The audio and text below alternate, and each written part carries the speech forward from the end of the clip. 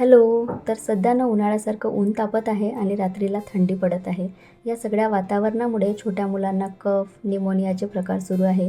तर या उन्हाळ्याचे हे माझे शेवटचे गहू बाकी होते, ज्याला मी ऊन दाखवलं आणि साफ करायला बसली.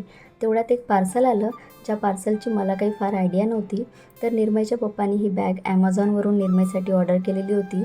तर या बॅगची क्वालिटी जी आहे ते खूप मस्त आहे आणि प्राईजही तशीच आहे. 1600ची ही बॅग आहे आणि या बॅगचा कलर पाहून तर मला शॉक बसला, कारण आता धुता माझी वाट लागणार आहे. तर आमच्या शेतीमधून चणे आले होते. मस्त असे चणे होते, मी काढून घेतले आणि तव्यावर भाजून घेतले.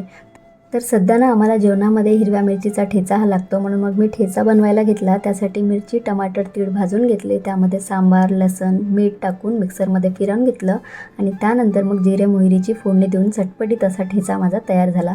चला तर भेटूया नेक्स्ट व्लॉगमध्ये. तोपर्यंत बाय बाय.